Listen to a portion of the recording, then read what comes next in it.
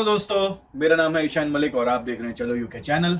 तो जी हाँ दोस्तों, मेरा पीएसडब्ल्यू आ चुका है।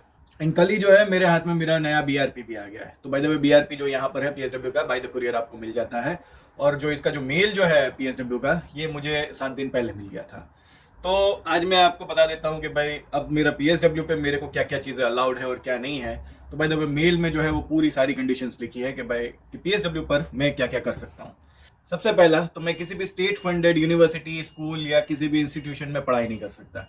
मैं पैसा पे करके पढ़ सकता हूँ, लेकिन हाँ वो गवर्नमेंट के किसी भी स्कीम के अंडर या इस किसी के अंडर मैं फिर से पढ़ाई नहीं कर सकता।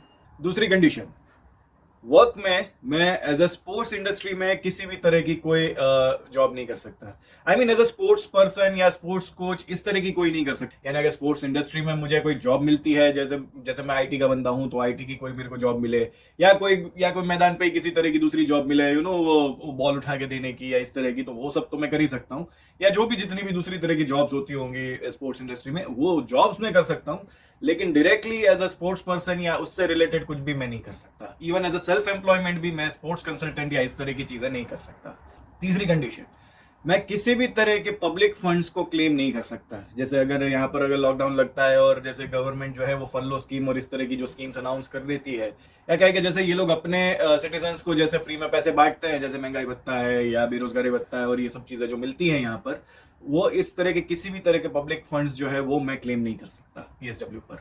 चौथा, अगर आपके बीआरपी में किसी भी तरह की प्रिंटिंग मिस्टेक है या कोई किसी तरह की एरर है, कोई डेटा मिसमैच है, तो आपको बीआरपी कलेक्ट होने के 14 डेज के अंदर एप्लीकेशन दे देनी है, तो जिससे आपका नया बीआरपी आ जाए करेक्ट होके एंड ऑल।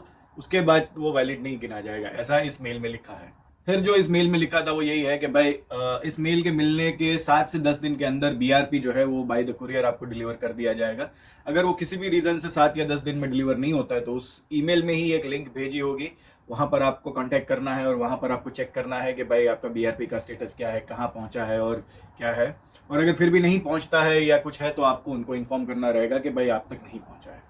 इसके साथ जो इस ईमेल में लिखा है वो ये लिखा है कि कल को कोई भी ऑफिशियल जो है वो आपका बीआरपी स्टेटस आपको पूछ सकता है, या आपको जब भी अपना वो कहते हैं ना राइट टू वर्क या राइट टू परमिशन या जिस तरह की भी आपको अपनी प्रेजेंस दिखाने के लिए ये बीआरपी दिखाना पड़ सकता है कहीं भी। तो बेटर है कि इसको संभाल के रखिएगा एंड ऑल। तो ये सब चीज़ें इस मेल में लिखी हुई है। इसके बाद जो यहाँ पर मेंशन किया गया है वो ये है कि अगर कल को आपके किसी भी तरह के सर्कमस्टेंसेस चेंज होते हैं, तो उसके बारे में भी आपको गवर्नमेंट को इन्फॉर्म करना पड़ेगा। यानी मैं इसमें ऐसा समझ रहा हूँ कि कल को आप अगर फीमेल है और आप अगर यहाँ पर शादी करते हैं, तो डेफिनेटली आपका सरनेम या जो भी है वो सब चेंज होगा, या किसी भी तरह के दूसरे चेंजेस आते हैं, आपका वीज़ा स्टेटस चेंज होता है, सपोज आपको टीयर 2 स्पॉन्सरशिप मिल जाती है, या किसी दूसरे तरह के वीज़ा में आप चले जाते हैं, तो भी आपको इन्फॉर्म करना रहेगा और उस केस में आपको नया बीआरपी मिलेगा। फिर जितनी भी बार आप यूके से बाहर ट्रैवल करेंगे, तो आपको ये बीआरपी कैरी करना पड़ेगा। जाते वक्त भी और आते वक्त भी आपको दोनों टाइम दिखाना पड़ेगा। तो बेटर है कि आप इसको हमेशा कैरी करें अगर आप यूके के बाहर ट्रैवल करने वाले हैं, अगर आप होम कंट्री विजिट करने वाले हैं या एनीथिंग।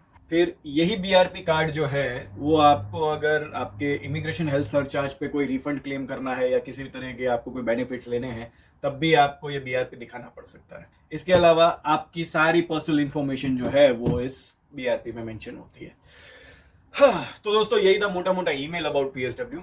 अब मैं एक छोटा सा सजेशन दे देना चाह रहा हूँ यहाँ पर पीएसडब्ल्यू पर, कि आप लोग जब भी पीएसडब्ल्यू के लिए एप्लीकेशन करें, आप कोशिश करें कि आपका जो भी लास्ट 4 वीक जो बचा हो ना, तब आप करें। ये नहीं कि आज ही रिजल्ट आया और आज ही आप एप्लीकेशन कर दें, क्योंकि होता ये है कि यूजुअली पीएसडब्ल्यू का जवाब जो है वो 10 से 12 दिनों में आ जा रहा है। एंड प्रॉब्लम यह है कि पीएसडब्ल्यू आपको जिस दिन से इश्यू होता है ना, उस दिन से आपके 2 साल काउंट होते हैं।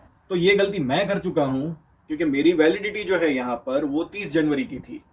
तो अगर मैं 1 जनवरी या 10 जनवरी के आसपास भी अगर मैं पीएसडब्ल्यू एप्लीकेशन करता, तो मेरे को जवाब आते आते 20 या 22 जनवरी तक में मेरे हाथ में जवाब आ जाता, और मेरा जो आगे के 2 साल का जो एक्सटेंशन है वो 22 जनवरी या 20 जनवरी से शुरू होता। अब क्योंकि मैंने जल्दबाजी कर दी, क्योंकि मुझे यूँ था कि भाई क्रिसमस का टाइम है तो हो सकता है कि इन्हीं को देर हो जाएगी, लेकिन ऐसा कुछ हुआ नहीं। 10 दिनों में इन्होंने काम खत्म करके दे दिया, और अब मेरा जो है वीज़ा की एंड डेट जो है वो दिसंबर 2023 में आ गई है इंस्टेड ऑफ जनवरी 2024। और पीएसडब्ल्यू में ये भी आपको प्रोविजन मिलता है कि अगर आपका केस जो है वो डिले हो जाता है, तो जब तक आपका डिसीजन पेंडिंग है, आप यूके में रहना आपके लिए वैलिड है। तो अगर आपका किसी भी रीज़न से आपको लगता है कि आपकी वीज़ा डेट क्रॉस हो जाती है लेकिन आपका PSW का एप्लीकेशन जो है वो पेंडिंग में है, तो भी आप पे कोई कोई किसी तरह का इश्यू नहीं आता है।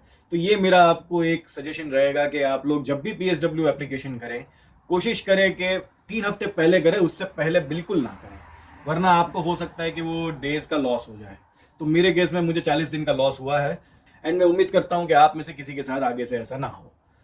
तो दोस्तों यही था आज का वीडियो। आई होप ये वीडियो आपको पसंद आया हो, और अगर आपको ये पसंद आया है, ये वीडियो आपको नॉलेजेबल लगा है, तो प्लीज़ इस वीडियो को लाइक करिएगा, शेयर करिएगा अपने फ्रेंड्स एंड फैमिली के साथ, and subscribe this channel. And lastly, thank you for watching the video. Hope to see in the next one.